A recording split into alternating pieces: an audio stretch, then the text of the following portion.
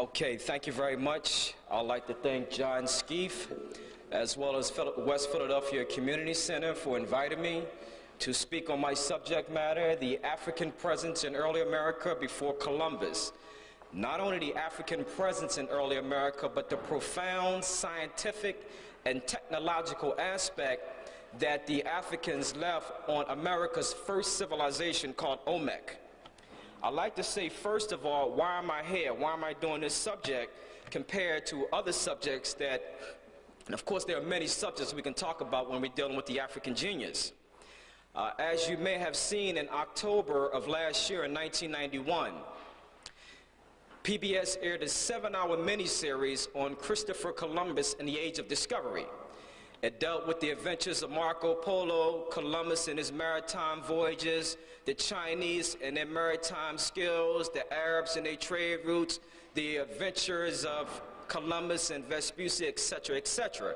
However, when it came time to deal with the African factor, they strictly dealt with the Africans as slaves replacing the Native Americans. Now, personally, I felt that that was rather rude. It was offensive. And then again, in Newsweek magazine in fall issue of 1991, the fall winter issue, once again, they had When Worlds Collide, how Columbus' voyage transformed both East and West. And they showed the Native American civilization before and after European contact. However, once again, the African was shown as nothing more but slaves, front cover, replacing the Native Americans. Now, the sad part is that most scholars want to deal with the African factor strictly during the slave period. This is a big celebration that's taking place this year. It has tremendous backing from the United States, Spain, Italy, etc.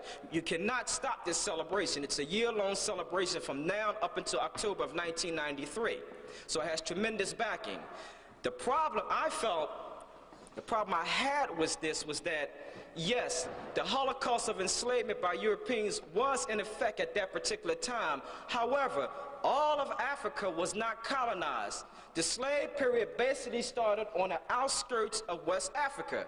But during that same period in West Africa, right in this area here, Senegal, Gambia, Mali, Timbuktu, you had thriving civilizations going on. You had the University of Sankore at Timbuktu. You had the University of Sankore. Not only did you have the University of Sankore, but Africa was still in a period of intellectual enlightenment. This university was not destroyed until 1591.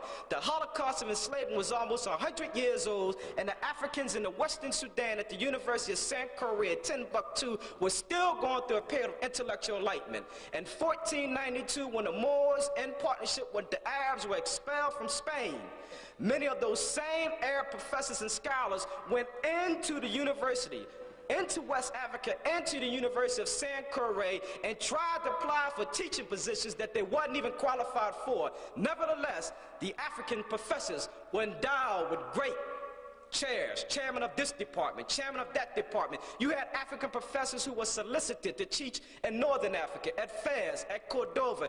These African professors were teaching 10 subjects, 10 different subjects, and teaching them well.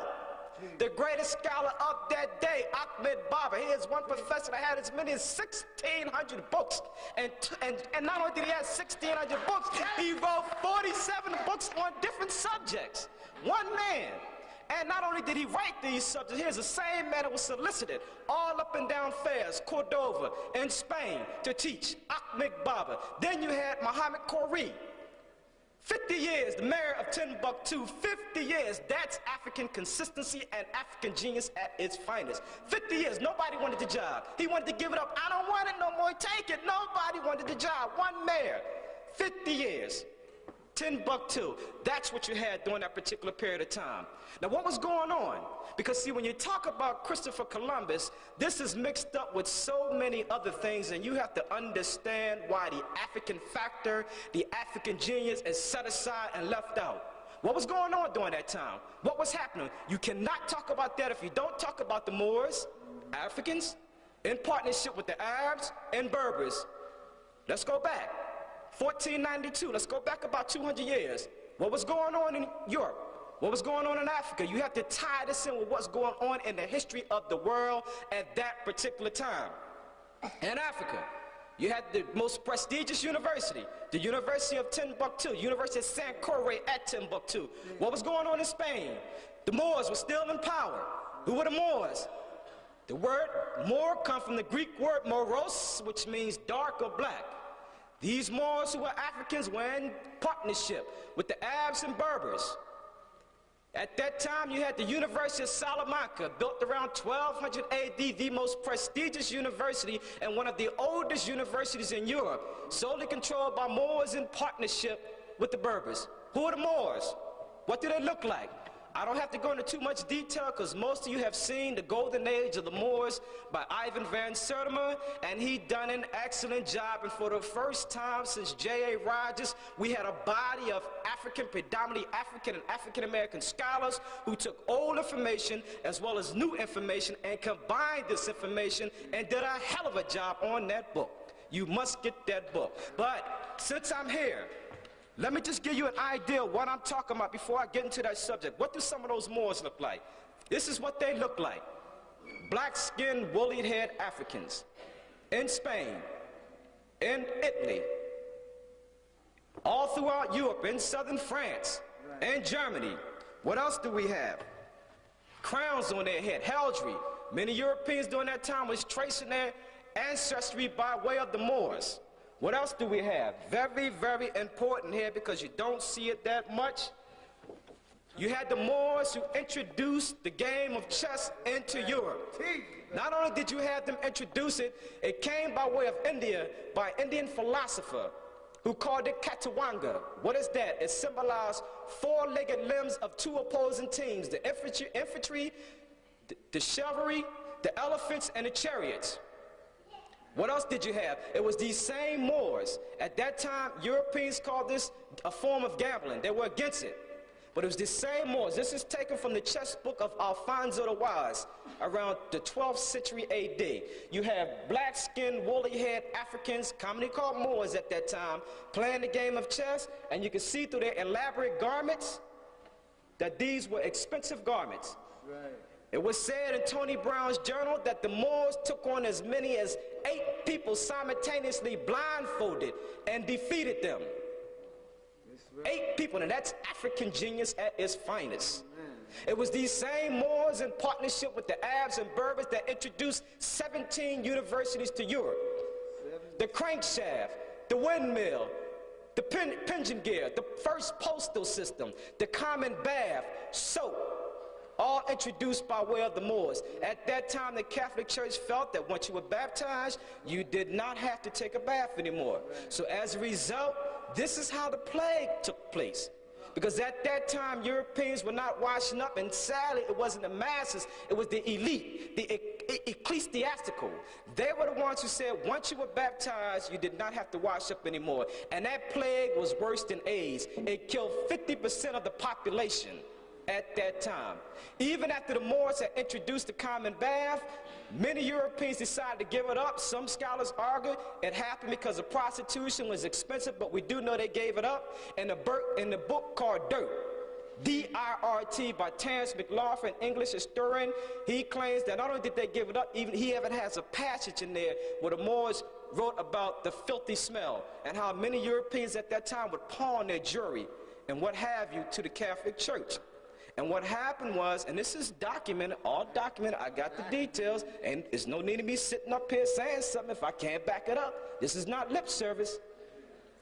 These same Moors, after they introduced these things into Europe, these advances into Europe, many of them just said, look, we don't want to deal with it. They called the Moors infidels at that particular time. 17 universities. What else did they do? They introduced ammonia, camphor, alcohol, sesame seeds, ginger, pistachios, nuts, raisins, all of these things we take for granted. Even apothecary, that is storehouses for medicine, commencement exercises. You did not have caps and gowns and graduations till you had the Moors. These are Africans by way, in partnership with the Berbers and Arabs who introduced this. Europe did not have their first hospital until the 14th century. Very, very important. This is why when you deal with that subject, they always talk about the Arabs in partnership with the Jews, but never want to deal with the African factor. One man, Zarib, commonly called the Blackbird, he is one man who changed the whole eating style of Spain. He introduced what is called new haircut styles, introduced new fashions. At that time, Europeans only had 2 fashions. He introduced 4 different fashions for summer, winter, and fall. He introduced the Spanish meatball, asparagus, etc., etc. But see, what's important about this, and then I'm going to get to my subject, you have to tie this into what happened 10 years ago. 1983 will mark the 10th anniversary of something that we forgot about. I mentioned the Moors, and I mentioned the game of chess. I mentioned how they took on 8 people one time blindfolded and defeated their opponents. But it's something that we forgot because we do not hold our history sacred. The same thing happened right here in Philadelphia 10 years ago. You had a record to this day has not been broken. Nobody has ever won 2 consecutive chess teams back to back. It is the African genius at his finest that still holds that record. What am I talking about? We forgot about him. United States champions, local Douglas Elementary School and Vaux Junior High Chef both win United States championship 7 consecutive times. Not only did they win it, but you had one African-American genius at that time, the best African-American chess person at Vaux. Here's the same man that took on as many as 3 people blindfolded simultaneously and defeated them in the heat of the sun. Okay, that's African genius being transformed from 8 here to 3 here. One man. That's African genius. That's what I'm into. That's what I'm want to talk about. Now, how does Columbus fit into this? Where does Columbus come in at? What was happening? We got to go to the facts. Can't talk if you can't back it up. Got to go to the facts. January 1492. What happened January 2nd? The Moors, in partnership with the Arabs, were expelled from Spain. What happened? How does Columbus comes into this? Christopher Columbus, who was also known as Christopher Colon. Colon means dove, and Christopher means Christ. Dove of Christ, a.k.a. known as Christopher Columbus. It was Christopher Columbus, and where's my sources? The Diaries, Voyages, and Journals of Columbus by John Boyd Thatcher. It is 2,114 pages. The footnotes by itself is another book within itself. You can get lost just in the footnotes. Now go back and read They Came Before Columbus by Dr. Ivan Van Sertima. Read all of chapter 1. He based that whole chapter off of that book by John Boyd Thatcher. But it is Columbus who says that he witnessed the expulsion of these Moors. Not only did he witness this, but he wrote about it. Who was the last king of Granada? If you've seen Dr. Van Sertima's book, it was called The African General Boabdil, also known as Abu, who surrenders to Queen Isabella and Ferdinand. He's an African general, and you know Dr. Van Sertima is very little he says if he can't back it up. That's the last general of Granada. Christopher Columbus seen when this man was expelled from Spain. Not only did he see it and bear witness to it, he wrote about it. The sad part about this general is that at that time, you had the 2 predominantly African dynasties, the Almoravids and the Almohadids, strictly African dynasties. They said to Queen Isabella and Ferdinand, the king and queen of Spain, if you want Granada, you come get it. That we're going to die, but if we die, we're going to die as strong African men and women. What did the African general do? He tried to make concessions with King Ferdinand. What did he say? Perhaps we can make some type of a deal. If you give me a certain part of my land, if you give me certain things, if you let me keep the religion, then I will release Granada. The masses didn't want to buy that. They didn't even know he was making a deal. King Ferdinand seen the dispute between the masses, Africans, and their leader, Bo Abdul. What did he say? Look, I'm not waiting for them to decide what they're going to do. Let's go after them. They fought. The sad part is that the Africans eventually were defeated. Now, I don't know what they defeated, but then they said that this general, he wept. He was sad. He didn't like what was going on. It hurted him. And if you understand and you see the architect of Grenada, you see that grandeur, that magnificent structure, you will see why he was hurt. Unbelievable when you seen what that looked like. It was built right around the time of that Almoravid and Almohades dynasty. But his mother, Aisha, said to him, and she was right, you weep like a woman for what you could not defend as a man. And this same African general died in another war helping another African kinsman. But yet and still, he felt, a nonviolent person, that, you know, it's better if I can make some type of deal with the king and queen of Spain. Now, January 2nd, 1492, Columbus sees this, he witnessed this, and I'd like to read to you what he said. I'm reading from page 286. You have to hear this, word for word. This is Columbus. I'm quoting strictly from Columbus. It's in Spanish and it's in English. He sat there and he bear witness to this. And the sad part, the reason why this is sad, because Columbus also said, in my intercourse and conversations, I have been with learned persons, ecclesiastical as well as secular. I learned from Indians and Moors. I studied history and philosophy. I sat at the foot of the Moors. So he's telling you that he learned from the Moors, but yet and still, he witnessed their expulsion. And I'm going to read to you what he says. Page 435, page 435, chapter 1. This is what he said. Listen to this. January 2nd, 4th, this is Columbus. He sees this.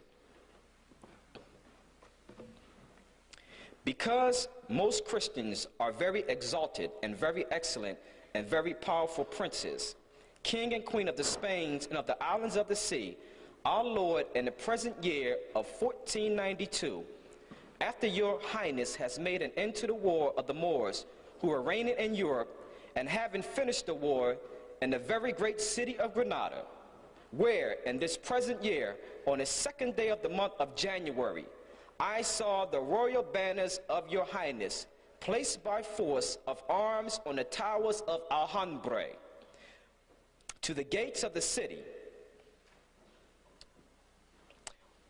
Let me start over. I saw the royal banners of your highness placed by force of arms on the towers of Alhambra, which is the fortress of the said city, and I saw the Moorish king come out to the gates of the city and kiss the royal hands of your highness and of the prince, Lord, and then in that same month, because of this information which I have given your highness about the lands of India. So he witnessed the expulsion of the Moors, and this same man said he sat and learned extensively from the Moors and turned the other cheek. So what happens now? 1492, Columbus, he begins to do what? He seeks money, funds, to travel and make his voyage of contact to the New World. Finally, the Moors are expelled. The king and queen decides to give him finance to what he needs, among other people who gave him finance. Now he's on his way. I'm not the first one who mentioned Africans in America before Columbus on his second voyage. And what is called Haiti, back then called Hispaniola, it was Christopher Columbus who went there on his second voyage, and it was the Indians, the Native Americans, who told him that black people were coming from the south and southwest in large boats trading gold-tipped metal spears. Now at that time, he wasn't sure if they were Africans. He felt that maybe they could have been Native Americans or Indians with dark skin. However, it was the Spanish metallurgists who took those gold-tipped metal spears back to Spain, had them analyzed, and found that they had the same copper, not similar, the same identical alloy of copper, gold, and silver ratio that was being alloyed and produced on the west coast of Guinea.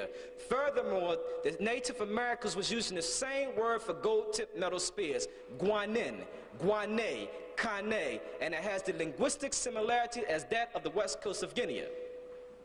Not only that, but you have three major currents. Three currents. You have the Senegambia current, you have the Cape Verde current, you have the South Equatorial current, and actually four. You have the Canary Islands. These are four major currents right off the coast of Africa. If you get caught in these currents, whether you're a bone, a stick, a nail, whatever, if the fish don't eat you first, you will automatically come to America. These currents, and I should show you this, four currents. Here's Africa. Canary Islands, Cape Verde, Senegambia, all right here, natural currents that will automatically bring you into South America. The Canary currents flow southward, off the coast of the Cape Verde, and it gets its currents from Senegambia and will bring you right into South America. Then you have the Cape Verde. It leaves Africa. It leaves Africa into the Caribbean, into the Gulf of Mexico. It swings back off the Florida coast, and then it comes back by way of Europe and Africa. You have the Senegambia current. It takes you into South America, into the Caribbean, into the Gulf of Mexico, and it possibly swings back. The South Equatorial current takes you into the Gulf of Mexico, into the Caribbean. Four natural currents. Furthermore, Africa has the advantage because at its nearest point, it is only 1,500 miles away from South America. Europe is twice as far. So those you have natural currents. Furthermore, in 1462, the Portuguese noticed a whole lot of cotton that was being planted or that was being grown in the Canary Islands, which is right off the African coast. And they thought that this was indigenous. They thought this was an African cotton. But they found out they were wrong. And as you have heard through Dr. Ivan Van Sertima, this was a foreign cotton. It was called Garcipium hirsutum varpustantum. This was an American cotton that made its way into Africa. Then you had an African cotton, cultivated cotton, Garcipium hirsutum and Garcipium barbadens that merged, and you had a new cotton. And they tested this. It had 26 chromosomes, 13 African and 13 European. Now at first they felt, well, we're not sure if in fact Africans brought it here. It could have came here by way of a transatlantic voyage. Maybe the currents brought this in. And they tested this. Found out, didn't happen. They tested it, and what did they look for? Three things. Buoyancy. What is buoyancy? The tendency or capacity for cotton seeds to remain afloat. Viability. Are they capable of living? Are they capable of developing under favorable conditions? Okay? They found out that when they tried these and tested these in salt water, the cotton sank. Did not have the potency to travel to the New World. So then they said, well, we know what happened. Birds brought them over. But they found out birds don't eat cotton balls or seed for lunch or dinner, and that birds were regurgitated. Now, we have the documents. Here it is. Volume 100, The American Naturalist, number 912, The Potentiality for Long-Range Oceanic Disposal of Cotton Seeds by Professor S.G. Stevens, Department of Genetics, North Carolina State University. This is not lip service. Saltwater tolerance of seed or Garcipium. And here's all the experiments that took place. The American Naturalist, the cotton seeds, long-distance dispersal of seeds by retention in digestive tracts of birds. They found out on the first paragraph, the suggestion that seeds may be transported via the digestive tract by migrating birds has been rejected.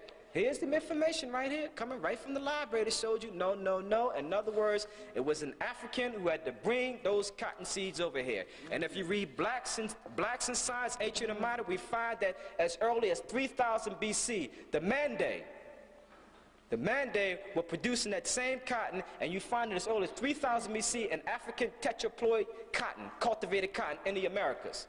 Furthermore, on his second voyage on March the 9th, 1493, Columbus got caught in a storm. Lisbon, Portugal. What happens? He goes to the court in Lisbon, Portugal. He meets the king, Don Juan. He goes and he says that he talks about all this new land that he discovered in his adventures. Now you got to understand what's happening here. The Portuguese said, wait a minute, now they're disappointed, because remember, Columbus did go to the Portuguese first, and they said that he was a dreamer. They didn't want to deal with him. So now, you know, Columbus did have a little beef with them because they didn't support his voyage. But yet and still, he brought 6 Native Americans with him. So the king of Portugal says, well, look, he gave them some beads, and he had them motion in sign language, and asked them to tell them about these different land masses or these different islands in South America. And the first Native American, he did that. He went on, he made these different types of designs. He put another one in. This Native American did the same thing. He took the seeds and signal in sign language and motion and showed all the Lucayas and other islands all in South America. And the king of Portugal, Don Juan, he put his fist in his hand and he balled it up and said, what a fool am I? How did I let this get out of my hand? All of this cultivated area. And you got to understand why this king of Portugal was disappointed. Look at Portugal. This is Portugal. Look at Brazil. All this land he could have had. This is all Brazil. It is the largest, almost as big as the United States. Look at it, and look at little tiny Portugal. Now, at that time, the Caribbean and Brazil was a big thing. Yeah. See, it wasn't no little thing, that's a big thing then. That's right, bro. So what did he do? He says, look, Columbus, you're not a king. You're not an admiral at the ocean sea at this time. Isabella and Ferdinand can kill you if they want. I want you to go back. I want you to tell them that that's not landmass. That's nothing but water. I want you to draw a line from pole to pole, from north to south, 370 leagues west to the Cape Verde. And I want you to go back and tell them that it's only a landmass. Columbus did that. He went back, he told them, this is a landmass, this is water. You don't have to worry about anything. The Portuguese didn't discover anything. This is only water. In other words, they paid him off to go back and tell the king and queen of this. And he went back and told them this. And to their knowledge, no Europeans at that time ever went to Brazil. Right. No Europeans had ever been to South America, so they believe him. But what happens? The information got back to the king and queen of Spain anyway. How did it get back? Someone by the name of Jaime Ferreira took that information back. Who is Jaime Ferreira? Jaime Ferreira was a distinguished geographer as well as a dealer in precious metals and jewels.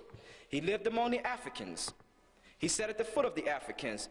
And the king and queen of Spain, Isabella and Ferdinand, wrote to him and told him, listen, I want you to come here. I have a problem with this line of demarcation. Please do a critical analysis of this. I want to find out all you know about this. Now, when the king and queen summon you, when they ask for your assistance, that's considered a great honor. He goes and he does a critical analysis of it. And he says to them, and I have to read this to you. This is a quote from Jaime Ferreira. What does he say? Page 365. He says, I write my opinion in this matter, and I say within the equinoctial regions that there are great and precious things such as fine stones, gold, spices, and drugs. He's talking about South America now. And I can say these things in regard to this matter because my contentions, conversations I have learned, and because I am, and because of those places, it always pleased me to seek, learn. In other words, it always pleased me to seek to learn from those who come from yonder, from what clime or promise that they bring and said things. This is important. And the most I could learn from many Hindus and Ethiopians is the greater part of valuable things come from a very hot region where the inhabitants are black or tawny. And therefore, according to my judgment, when your lordship finds such a people, he's talking about Columbus, when your lordship finds such a people, an abundance of said things which will not be lacking, although of this matter, your lordship, Columbus, knows more when sleeping than I do waking. And everything by means of divine aid, your lordship will give such good accounting that by it, God will be served by the sovereigns, our Lord will be satisfied. From your respectful servant, Jaime Ferreira, August 5th, 1495. All right? So now they found out that Columbus betrayed him. Queen Isabella's mad. She have a right to be. She financed his voyage. So what happens? She goes, King Ferdinand, he writes a letter. Letters were coming in every month. He says, I want you to get in contact with me. If you cannot make it back to Spain, I want you to tell me every single thing you know about that landmass, that secret landmass. At this time, Columbus was in Cuba, and he said, I'm too ill to come back. Eventually, they did caught up with him. And according to Van Sertima, they brought him back and stripped him buck naked, and it was said that the only reason that they didn't kill him was because of his personal relationship that he had with Queen Isabella, which I will not dwell on. I'm only quoting. So what happens? He sends Columbus back with 6 ships. The third voyage, he said, I want you to find this landmass, build churches, find that secret land route. Columbus goes. He goes to the Canary Islands. Right here. He stays there a couple days. He searches for black animals because he found that the Africans and the Native Americans were sacrificing animals. He did not find none. He goes to and takes the Senegambia current. All right? He takes this on into Trinidad, 1 day away from South America. When he gets to Trinidad, he calls it Trinidad. Why does he call it Trinidad? Because he sees 3 hills or 3 rocks that reminds him of the Trinity. Very religious man. Yuck, yuck. What happens? The next day, he lands in South America, right here. Do you know Columbus refused to get off the ships? His ships landed in South America, but he never stepped foot on Native American soil. He said he had arthritis. This is St. Christopher, the one you would be celebrating. Never stepped foot on there. And it was by way of the African intelligence who told, and you heard the quote from James Ferreira, that he knew about the secret landmass to the south, Brazil and South America, and he brought that information back to the King and Queen of Spain. So it was the intelligence of the Africans, who he called black and tawny, that made it possible for Columbus to take that secret landmass. All right? That secret landmass, and this is how he landed in South America and Brazil by way of the African intelligence. So you have many documents. You have the oceanographic currents. You have the seeds, Gossypium hirsutum var pustantum, Gossypium hirsutum, these are seeds now. Gossypium hirsutum and Gossypium hirsutum var pustantum. Okay? Gossypium barbadens. You have the oral tradition, what the Native Americans told Columbus. You have what the Portuguese documented. This is documentation from them. So you have all of this information that deals with Columbus by way of the African intelligence. Very seldom mentioned. You don't read about it because that book is very difficult to find. Everything I quoted come from the Letters and Voyages of Columbus by John Boyd Thatcher. It is written in Spanish, Portuguese, Italian. It's very difficult. You get lost in a footnote. He said some interesting things. It was the Moors who he learned from and had conversations with. He witnessed the expulsion of that last African general, King Abdul, and then he turned the other cheek and didn't help the Africans. Now I want to lead this subject because I want to go to my main point. That was around the 13th century. You had other voyages that took place around the same area, 14th century rather, but you had the Mandingo. Their voyages was around the 13th century, and the Sungay from West Africa around 1450. We know that the Mandingos, who were Muslims, came to America because we found an African word for banana used in America called bacoco, or bacoqua.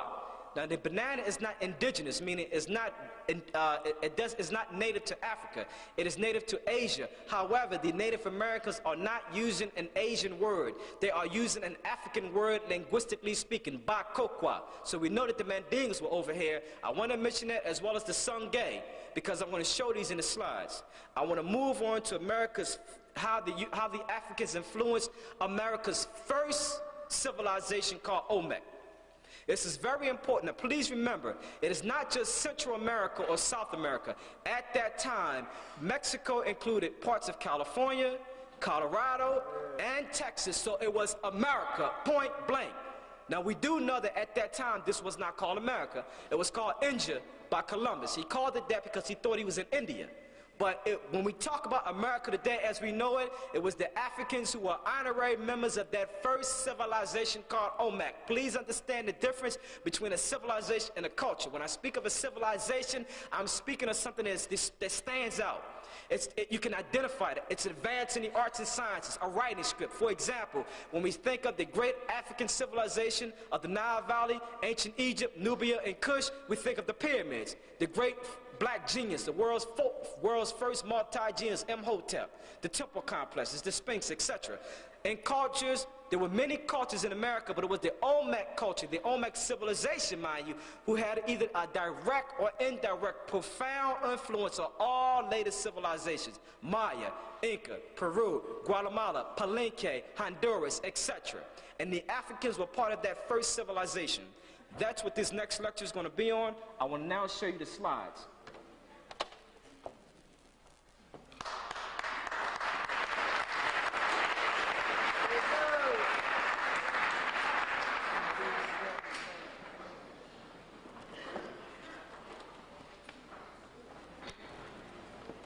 This took place in the Gulf Coast of Mexico. As you can see, we're talking about the Olmec right in the middle here in the Gulf Coast of Mexico. You can take that mic if you want to. Okay, well, I'll leave it there. I'll leave it there.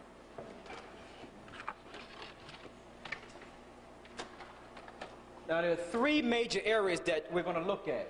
The Olmec civilization began around 1500 in San Lorenzo and 1200 BC in Levanta, which was the heartland of the Olmec civilization, a heart ceremonial complex. It was a ceremonial religious center in Levanta. These are three major areas: Tres Zapates, San Lorenzo, and Levanta. The three major areas where you find 16 African colossal stoneheads. Do not short-term your history. These are not just Africans, these were priests, kings, and a ruling class, the elite class of America's first civilization called Olmec. When did this begin? This began around 1858. Mexican peasants found an enormous stone head. It was taller than a man, and it was said to weigh 10 tons. Now, during that time, most of your Mexican archaeologists, Jose Melgar, Alfredo Cervero, as well as others, were astonished. They were puzzled, and they were just surprised, and they wrote about, and they said that for the first time, we found an African presence in America, and they spoke of these as Ethiopian braids, and as Ethiopians. They described them. They wrote about it. It was published in the Mexican bulletins, but very little was said about it afterwards. At that particular time, we understand not a lot was known about this first civilization. So then you had the first scientific excavation that took place between the Smithsonian Institute, the National Geographic, and the University of California. This was a joint excavation that took place. They went back in 1938-40 to Tres Zapates. They visited that, they found 4 other heads, then they went to Levanta. To their surprise, they found 4 other colossal heads. What is important about this head here? This is from Tres Zapates. This is Tres Zapates number 2. This is in the order that they were found in, numerically speaking. However, when you look at the back of this head, this is what you see.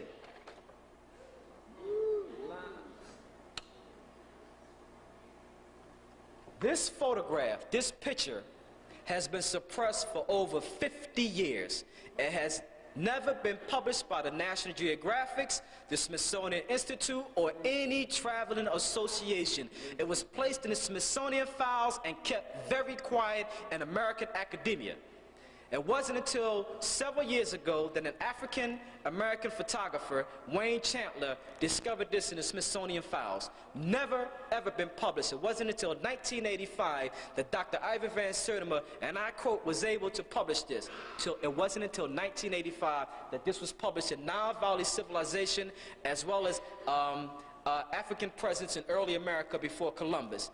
Never been published by any European academia at all. And you must understand why.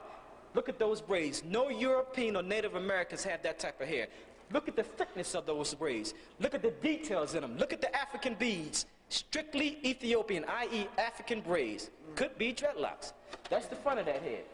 That's the back of it. Here's another close-up of it. Look at it. Unbelievable. I searched and searched and searched, and I stayed on Wayne Chandler's case, and the brother finally got the photograph to me. And I was happy. I was happy, because this is what you need. You will not see this in other books. This is the front of that now. This is the color photograph of it. Notice, as you can see, the features has been somewhat deteriorating because a lot of these are out in the weather. These are priest kings, mind you. All right? Notice the braids. Those same braids you see there, you can barely see them now. That's why that black and white picture was very, very important. Look at the braids now. They're practically deteriorating. Now, in my view, I would love to see some athletes as well as some entertainers get together a fund and preserve these hairs. This represents us in America's first civilization. I would love to see them do that. Because the Mexicans are very poor. They don't have the money. Now, you know, if these were Europeans, they would have an enormous fund going on, a housing for all of these stone heads. This would represent them. But since it doesn't, they don't particularly care about this. Many of these are sitting right out in the park in Mexico. Sad. Sad. This is in 1938. Matthew Sterling's at that time was then the leading excavator. His personal assistant was Clarence Weiner, okay? And this is him measuring one of the stone heads from Tres Pates. He was then at that time the leading director of the ethnographic department at the Smithsonian Institute. This is that head today in color, another photograph of the one. Here's it in black and white. Look at the features there. Look how those features stand out then, okay? That's in 1930, but look at them now. Still there, but they kind of deteriorated. You can't see them as much. Very important. Now you see the importance of those black and white photographs. This is Matthew Sterling's, and then you see one priest king from Leventon. This is said to be 11 feet tall. 11 feet. This is from Tres Pates. Now, I had some students, incidentally, I'm doing 15 speaking engagements on the African presence in America and their profound scientific and technological impact that they left on America's first civilization. I'm all the way up the Internal Revenue Service, 11,601 Roosevelt Boulevard. So you know, if I sound a little hoarse, it's because I got a long way to go. Many more speeches. I had some students, or rather some teachers. I was at Strawberry Mansion this morning, Simon Gratz yesterday, and on Comcast Cable Monday. Some teachers said, well, I'm not sure if that's African because of the slanted eyes. It could be an Asiatic type. Now, I like to say that if that's not African, look at those slanted eyes, then that's not African. Plain and simple. You find African types all throughout the Kalahari as well as South Africa. You will find them among the Khoikhoi, misnomered Hottentots by Europeans, and the San people, misnomered Bushmen by Europeans. You will find what's called the epicetic eye folds. Why do Asiatics have them? They have them because in Asia you have a lot of sand, you have a lot of wind. It helps them to keep the sand out their eyes. You find unmixed Africans with those same slanted eyes. Right here in West Philadelphia you had, years ago, Clarence Tillman. You remember him. Look at those slanted eyes on him. So if this is not African, then that's not African. This is from Leventon, a close-up. Remember, these are priest kings. What's said about this here is that some of the teeth are missing. According to Dr. Ivor Van Sertima, this is something that's very unusual in Native American civilization, something that the Africans brought over, okay? These, incidentally, were made of hard basalt rock. That's a hard, dense, dark, grayish rock. It was transported some 50 to 80 miles from the quarries and transported by way of rafts to the other side of the river and placed on ceremonial platforms facing east, looking toward the Atlantic. Remember, the sun rises in the east and sets in the west. They were also painted black, according to Science Digest article by Boyce Rosenberger, and they had patches of purple on them, patches of purple. Purple was symbolic of royalty. Here you see it again. I want you to understand the importance of how the Native Americans took time out. Notice the broad nose, the thick lips, the deep carvings, okay? Very important. Dr. Ivor Van Sertima said that cross that you see right in the middle there, it's a cross. They said that that served as a fertility figure and was something that is also brought over by way of the Africans. Something unusual at that time for America's first civilization called Olmec. Notice the cross, it is right in the middle. Notice the military type helmets as well as the straps. Right. Okay? Because I want you to understand where these come from. I'm going to speak about in a minute where these Africans came from and prove we have a lot of evidence now that we know they came from ancient Egypt and Nubia. We will show that in a minute.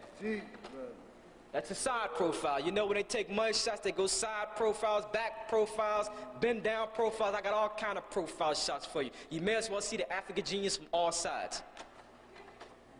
As late as 1984, you still had a colossal stone here, still lying in the swamps. To my knowledge, it has not been moved. I don't know if it's because of political reasons. I don't know if it's because of financial reasons, but it's still lying in the swamps as late as 1984. This is from a magazine called Mexico Desconocido, which means Mexico the Unknown. It's unknown because the African genius is there. That's right. I sent away for this magazine. I remember seeing a videotape with Alexander von Ruthenau on it, and he showed this when Dr. Ivan Van Sertima was in Mexico. And I wrote to the University of Mexico. They couldn't send me the magazine because of ethical reasons, so they sent me a Xerox copy of this. This is on the front page of this magazine. I also wrote to Mexico asking for photographs as well as the magazines about a month ago. I haven't received any feedback yet. I don't know if the letter got in there. It's going to take more time, but this is the front cover. This is an Olmec colossal head from San Lorenzo. To my knowledge, as late as 1984, it's still lying in the swamps. A priest king. You have African types. Notice the Nuba king. And notice the African right next to it. Okay? So we can find living types right now that look just like those priest kings. In South Africa, same type. You've seen people that look like them. Notice the forehead. Notice the broad nose. Notice the thick lips. Same types in South Africa. Here's another photograph. The features are distorted, but as you can see, the features are distorted, but the African physiognomy is still there. Here's a side profile of it. These are out in the park. These are taken from in Mexico. These are sitting right in the park, in the park in Mexico. This is in my curio cabinet. This is made for me by my good friend, William Preston. Many of you know him because he reprinted the book Ancient and Modern Britain by David McRitchie, The Glory of the Black Race by Ajamu, as well as other things. And he had a sculpture make this about 6 years ago. It is sitting in my curio cabinet. It's from San Lorenzo. It's about 4 inches, 4 or 6 inches tall. I can't remember. But I thought he did a very good job, or the sculptor that did it did a very good job. These are priest kings. You know, it's nice because my son and daughter, I like when they go around saying Olmec. And I said, what kind of Olmec? African Olmec. Love it. Here's another head. This is from San Lorenzo. This is said to be San Lorenzo number 2. Notice the details. 8 to 10 feet tall, 8 to 11 feet tall, anywhere between 30 and 40 tons. Now remember, according to the United States customary system, a ton is said to equal what? Round figures, 2,000 pounds. This is one of my favorite. Look at that. Look at the details. It's almost like the Native Americans made the Africans talk to you. It's almost like many of these were just done yesterday. I like to say that it's almost like the Africans, through their genetic blueprint, had a preconceived notion that somewhere, sometime in the 21st century or 20th century, somebody going to say that we were never here. I'm here. I introduced myself to the Native Americans. We're going to get down to developing the arts and sciences. We're going to build the first pyramids of its kind, just like you see in Egypt, the step pyramid as well as the true pyramid. You do not find them until you find the arrival of the Africans.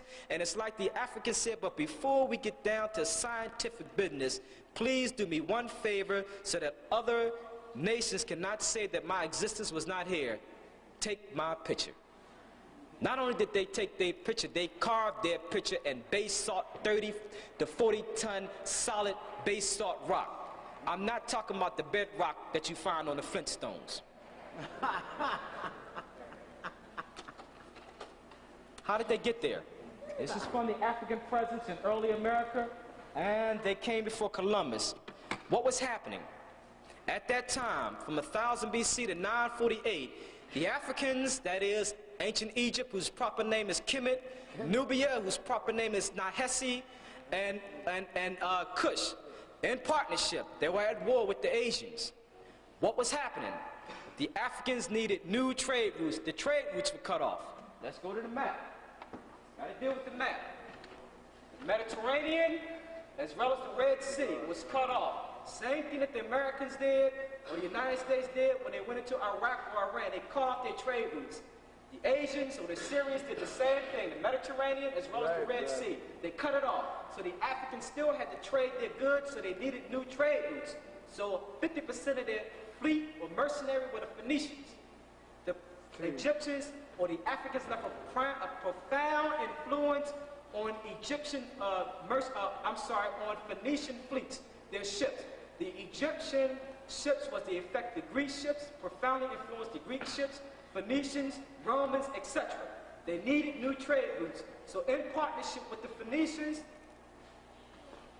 they came east of the Mediterranean. They got caught up, as we are told, in those currents. We talked about those natural currents that you see.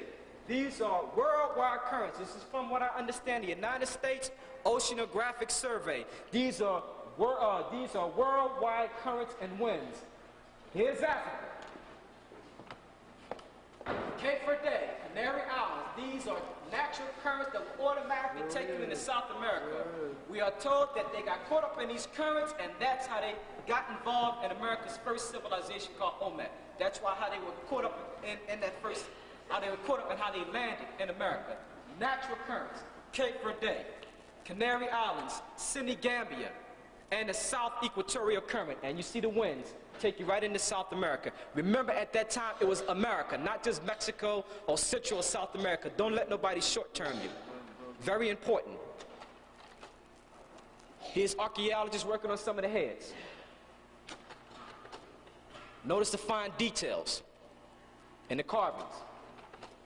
This is one of my favorites. Look how that light hit that African priest king. He's almost like he's talking to you. As I said earlier, it's almost like the Native Americans carved these yesterday. Rock Portoroid, as Asia Hilliard called it. Rock Portoroid. But look at it. Look at the fine details in the nose, the thick lips.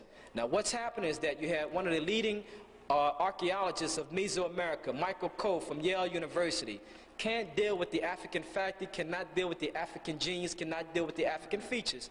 So he says that the reason that they were broad nose, thick lips, and the reason why they look so, in his words, negroid, is because the Native Americans did not have sharp enough tools to make the lips thin and nose much pointier. When you can't deal with the African factor or the African genius, you make up all kind of excuses. Sheer narrow-mindedness, stupidity, and arrogance, plain and simple. Because it's not just the heads. It is not just the Ethiopian braids. As you will see later on, 13.5% of African skeletal remains were found in the ruling class, not the common, but the ruling elite class of the Olmec grave sites. Side profile. Notice the strap. According to Dr. Ivan Van Sertima, one of these heads were flattened and served as an auricle, and that you had a hole in one of the ears, and a long tube was running from the ear to the mouth, and it served as an auricle, and the priest would go behind the head, and it would talk to the people. It almost operated as a shaman. This is nicknamed Joe Louis, the famous boxer, because it said it resembles Joe Louis. Notice the lips, the thick lips, the broad nose. That's what it's nicknamed. We do have a name for this head. This is called El Rey. El Rey in the Olmec language means the king.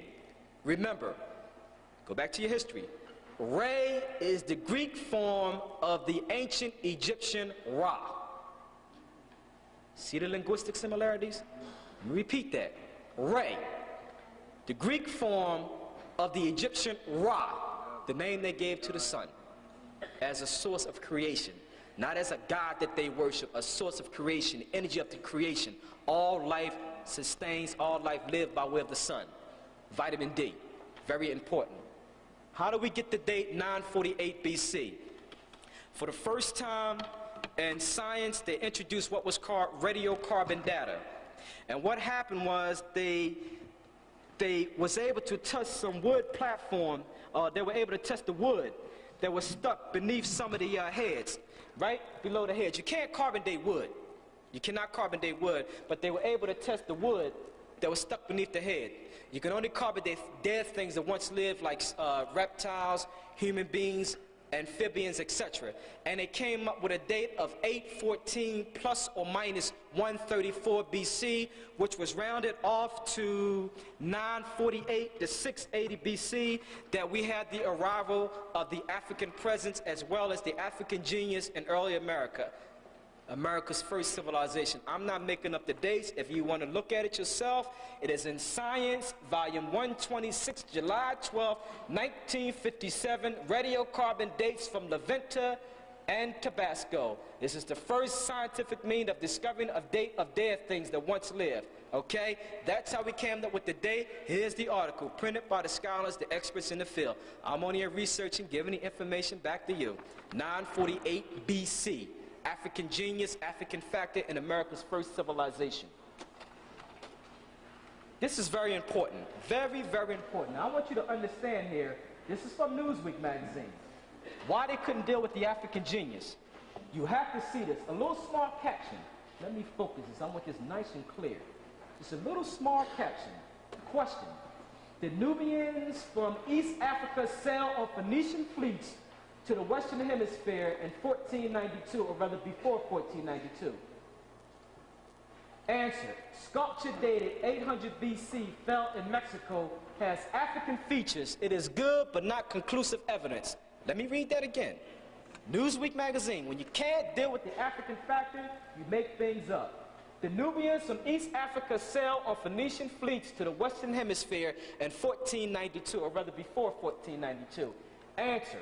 Sculptures dated 800 BC, found in Mexico, has African features. It is good but not conclusive evidence. This is all they print and they leave you hanging. They never mention the Ethiopian braids. They never mention the skeletal remains. They never mention the hundreds of terracotta, baked clay figurines that was found, okay, that has the coloration, the hair texture of African people. None of that was never ever mentioned. They never mentioned the rituals, the symbolic imagery, none of that. They just put this caption in here and then leave you hanging. But you have to understand why they did it. Go back to Newsweek, fall winter issue, 1991. They already identified you as slaves replacing the Native Americans. They redefined you already. They set you up in October. Remember the article? Was Cleopatra black? That's the article it came out of. Then fall winter issue of 1991, front cover. Africans are slaves. Can't deal with the African factor, and you have to understand why. You were honorary members of that first civilization. To me, it seemed like this brother did not want to get his photograph done. Did not want any carvings done. He looked like he was just in a bad mood. Yeah. Look at him. He just looked like he just did not feel like being bothered that day. And they said, well, look, we're going to carve you anywhere, but we're going to carve you the way you look at that particular time. And it seemed like that's what they did. But he seemed like he just wasn't in a good mood. Even on envelopes. University Press of Colorado was sent to me an invitation to the tour of the ancient cities of Mesoamerica.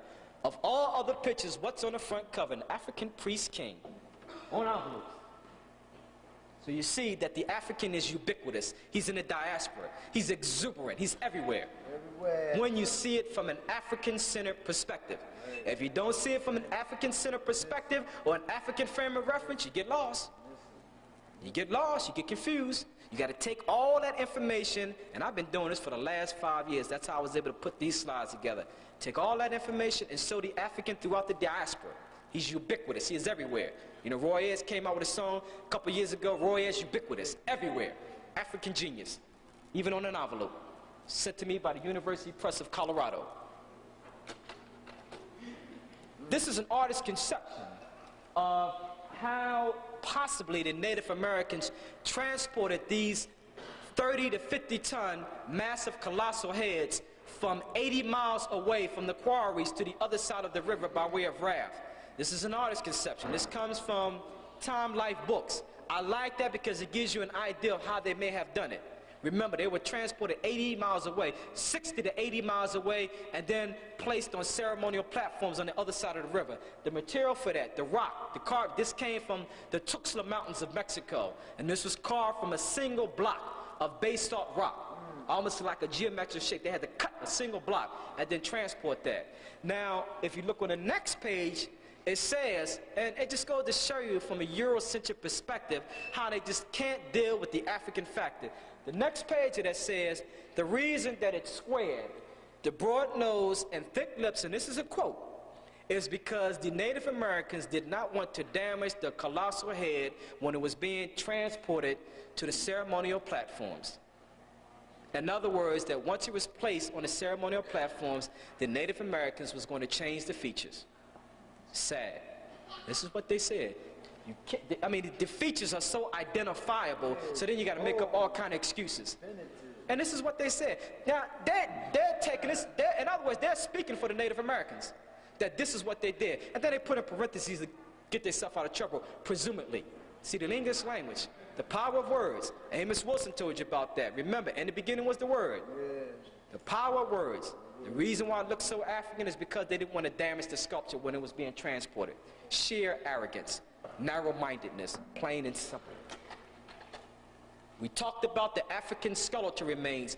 In the dry areas, in the coastal regions, Cicero de las Mesas, Monte Alban, and Talatico.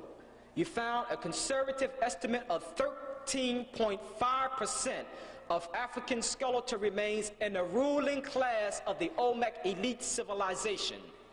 This was presented by Andrzej Wazinski, who was a craniologist, a skull expert, and it was presented in 1974 to the Congress of the Americanas. And he allowed for all the variations in the mixture, miscegenation, amalgamation that took place between the African priest kings and the Native American type. And he still came up with a conservative estimate of 13.5% of African skeletal remains in the ruling class, the ruling priest elite class of the Olmec civilization, America's first civilization. Very important. And these are fossils. This is taken from America's First Civilization by Michael Coe. Another photograph of it. Very important. For the first time, you find the true pyramid as well as the step pyramid. When do you find them? You do not find them in American soil until you find the arrivals of the Africans on Native American soil. Where's its origin? Right there in the great African civilizations of the Nile Valley, that partnership between Egypt, Nubia, and Kush. That's its origins. Okay? Now, this is a reconstruction, all right? If you look at those, they almost look rectangle. Where was the African colossal heads found? You had an African colossal head right there, one here. An African colossal head at the top there, one on the other side. Right on those pedestals, that's where the African colossal heads was found, facing east, looking toward the Atlantic Ocean. I want you to understand that this just wasn't thrown together. Because in San Lorenzo, they tried to build that same platform, and it was irregular. Its orientation was off. This is based on a north-south axis, just like the Great Pyramid of Giza.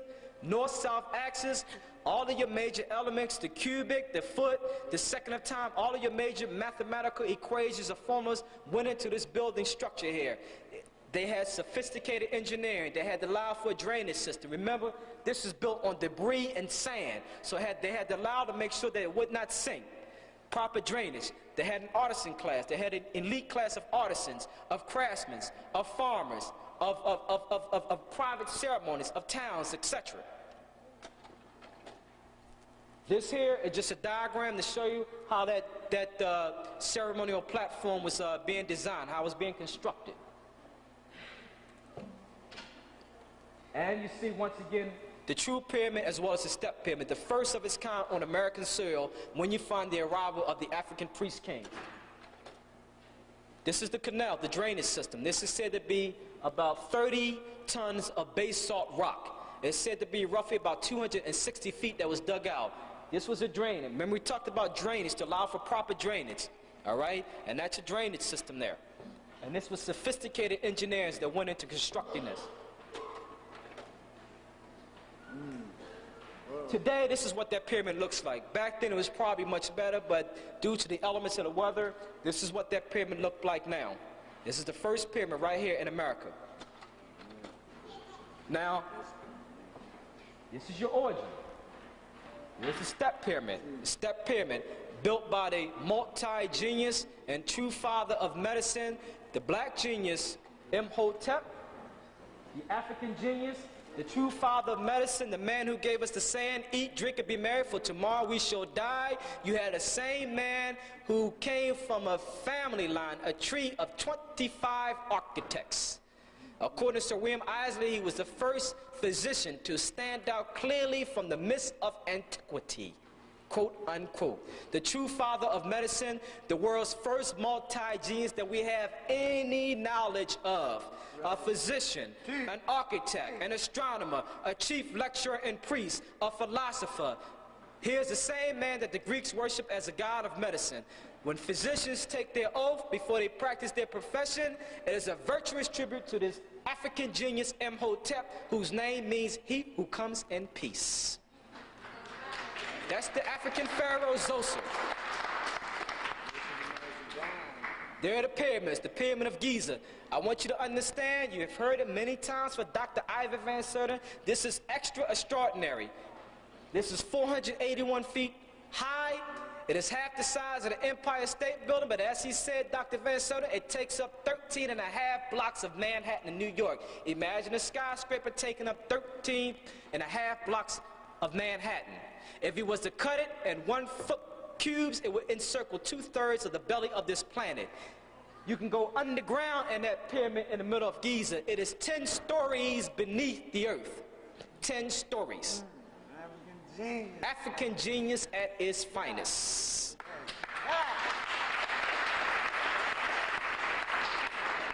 You remember, because it was on MTV a while back, we applaud the Japanese for their great technology and their sophisticated VCRs, cameras, etc. They went over there, they tried to build the pyramids, couldn't do it.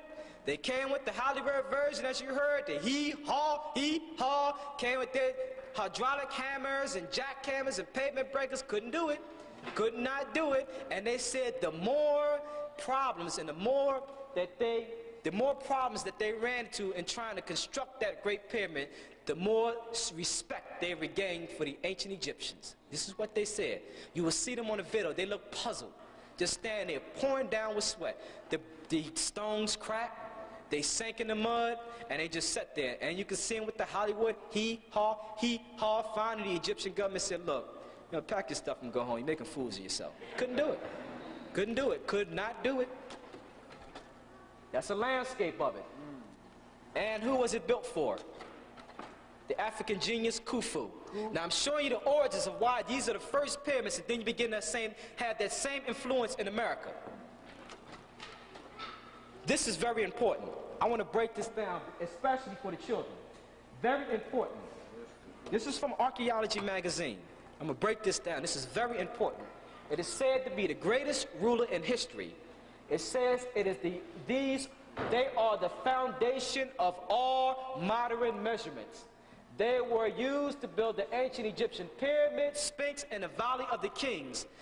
They made this ruler in honor of the African statesman Amenhotep, who lived around 1300 BC, which corresponds to the 18th dynasty of the ancient Egyptians. And you can look through the whole line of the 18th dynasty, the Amos, the Thutmoses, the Amenhoteps, etc., and you will see nothing but African pharaohs ruling throughout that 18th dynasty, that great African 18th dynasty. What's important here is that they are saying that the foundation of all lineal measurement, all modern measurements that we use today, the arc, the cubic, the foot, the second of time, all has its foundation, its origins, its genius with the African. This is what they said. It's a ruler in honor of Amenhotep, a black statesman. According to Dr. Benny, he was a pharaoh. I'm not sure because my research did not show whether he was a pharaoh or not. We do know that he was a statesman. The royal cubic, there it is. I wrote to granite corporations in California requesting the ruler. It was about $800. I did not have the money at that time. I will be the first to tell you the harvest is not plentiful and the labors are very, very few. However, my letter went beyond customer service and the ordering department. It went straight to the president of the company. He wrote me back saying, well, look, we don't have installment plans, but we will give you 3 months if you like the ruler. I couldn't get it because my financial status wasn't there, but yet and still he sent me a picture of it. Pictures are worth 1,000 words. There's the picture, the royal cubic. And I want you to understand, those same cubic, the royal cubic, the arc, the second of time, these are ancient mathematical measurements or equations that went into all modern building structures today. In the ancient time, remember, in order to perceive that astronomical mathematical precision, you had to have precise astronomical data. This just did not happen overnight. You had to look up at that sky. You had to study what was called geodesy or geodetic. What is geodesy? Geo means what? Earth. Geodesy is a science that deals with the shape, size, and circumference of the earth. It deals with locating certain geographical spots on this earth. The only way that America and Europe are able to do it is today is because of laser beams and satellite and radio communication. Back then, you had to have precise astronomical data. You had to study that sun and its relationship to the earth, the circumference of the earth, as well as mapping out those stars. Astronomical knowledge, and they are telling you that the origins of all that modern measurement that happened by way of studying those stars have its genius, have its origin with the African. That's African position at its finest. I'm not saying it. Granite Corporation is saying it. So when you quote, you make sure you say Granite Corporation, makers of fine precision granite. They should know they're in the business. They deal with mathematical equations every single day. They are the ones saying it. The royal cubic, in honor of Amenhotep, although they tell you that its origins goes all the way back to the time of the pyramid builders, built by great African engineers. There it is, African genius at its finest. This is Taharqa. Okay, you read about him in the building. Taharqa. We do know that as early as 1000 BC, we have the African presence in Europe, in Spain, because the Taharqa name is written in Cartouches, in Spain, in a Libyan script that Dr. Barry Fell found. You will find most of that information in the Journal of African Civilization. So we do know that Africans preceded even the Moors as early as 1000 BC in Spain. Here's Taharqa. Notice the size of them. You read about him in the Bible, but notice the size of this compared to that man. Now I put that there because I want to show you this. Notice the military type helmet, notice the double crown. You do not have the double crown until you find the arrival of the Africans in America. You find the same double crown on many of those Olmec colossal heads. When you take the African pharaoh who was king of Kush in Upper Egypt and you place him in the middle of those African Olmec priest kings, this is what you get. Look at what you get.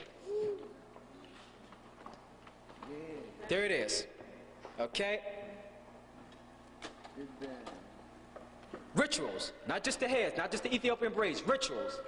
This is called the open of the mouth ceremony. Remember, the Africans never believed in death. It was an afterlife, a spiritual rebirth. So what is happening here? You have a snake-like instrument. He's tapping the deceased. He wants to bring him back to life. He wants to transform him.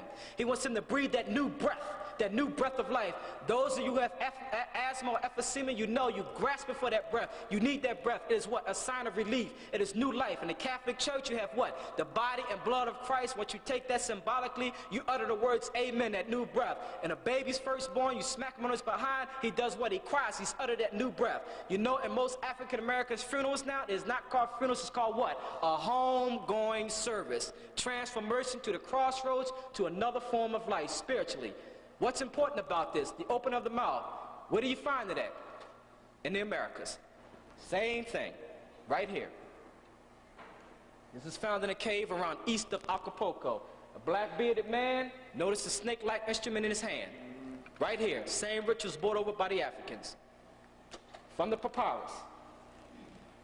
Same thing, notice the leopard skin he has, notice the African, the priest, notice the ritual. Notice the snake-like instrument, same thing. And when you superimpose this with the one in America, this is what you have. Same thing. So there's even rituals that the Africans brought up, new customs, new ideas, an explosion of new scientific information. Pyramids, the step pyramid. This is later now. The Olmec civilization dies down.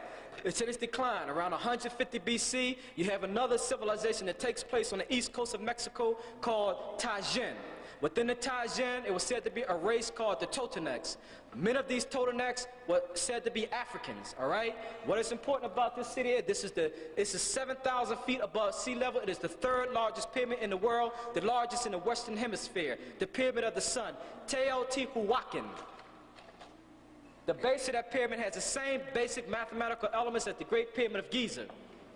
What's important about this is that according to two archaeologists, Jimenez Marino and Jacques Susto, he claims that some of the people who are responsible, some of them who are responsible for building that pyramid of the sun look like this.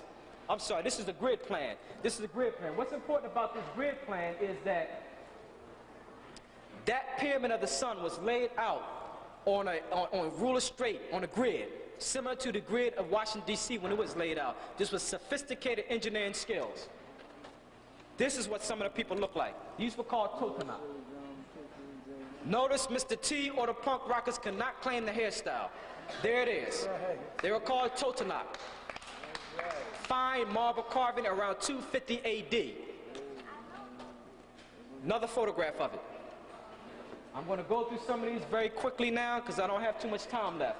This is an African woman that was found right around the same area as that pyramid of the sun. Now, I had one teacher, Strawberry Mansion, said to me, well, I'm not sure, that doesn't look African to me, but when you put that next to a Nigerian woman, this is what you get. That is this here sculpture is only 7.18 inches. That's what I'm talking about baked terracotta clay figurines. There you go. 4.7 inches. Notice the dreadlocks. Found in the same area as that pyramid of the sun, Teotihuacan. This is a script, the Olmec script. This script deals with this deals with mathematical as well as astronomy. It was said to influence the Maya script. This is Moorish chites that we're talking about in America. Notice the turban. This is a fine carving at bottom for Peru, 900 A.D. That's the time when you had the Africans and Arabs in partnership, the period of the Moors, okay? This is from Peru. Notice the crown. Notice the fullness of the lips.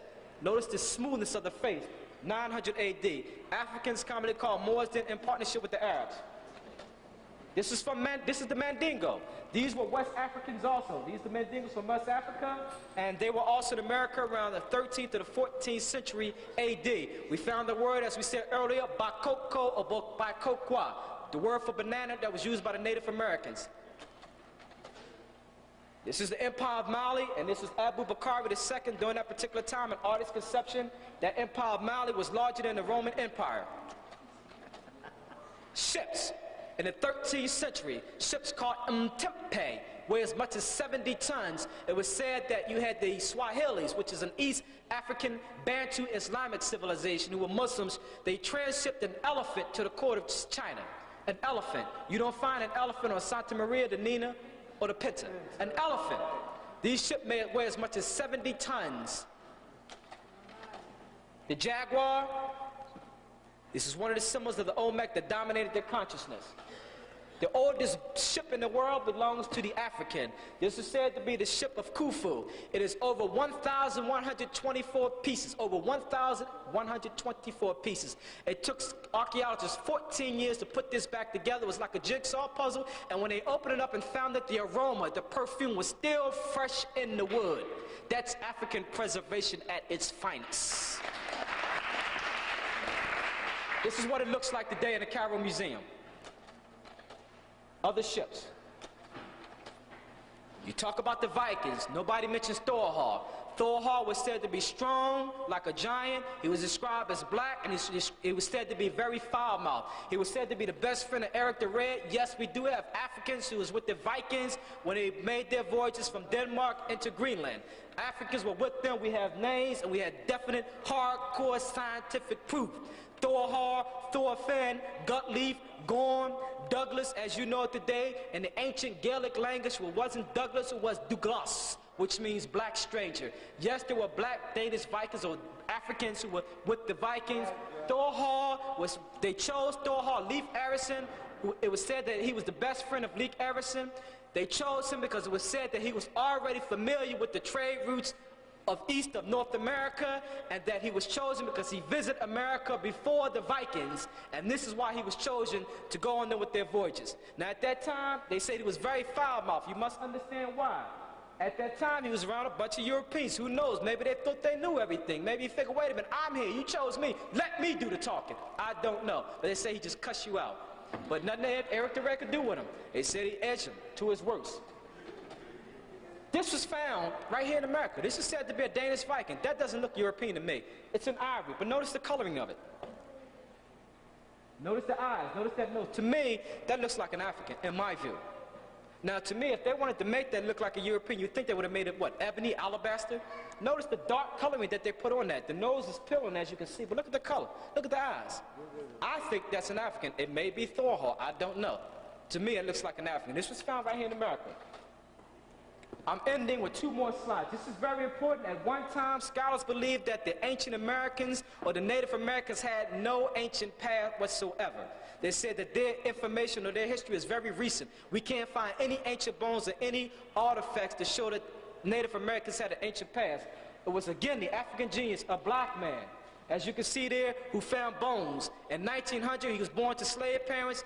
He was very interested, he was a naturalist, and he was also interested in rock fossils. And he discovered bones. He gave this to another man by the name of Carl Swinheim. He took this information and presented it to one of the, I think, the Smithsonian Institute. And as you can see there, it says America's first patent, a chance discovery by a black cowboy early in this century led to proof of Ice Age man in the Americas.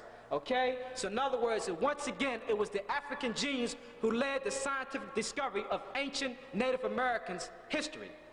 African genius again. It was a black man who led that explosion of new ideas and information to seek out. I'm ending with my last slide. As I said before, the Africans were the mother culture of Mesoamerican. This is from a book, and of all pictures, what did they put on there? The African priest king El Rey, which means the king. Front cover of a book. Olmec, mother culture of Mesoamerica. It influenced all later cultures, Maya, Inca, Peru, Guatemala. See yourself as world historical people. Bring back self-confidence and historical memory. Get away from historical amnesia. You were part of America's first civilization as honorary members. Now you see why they can't deal with the African factors. Thank you very much.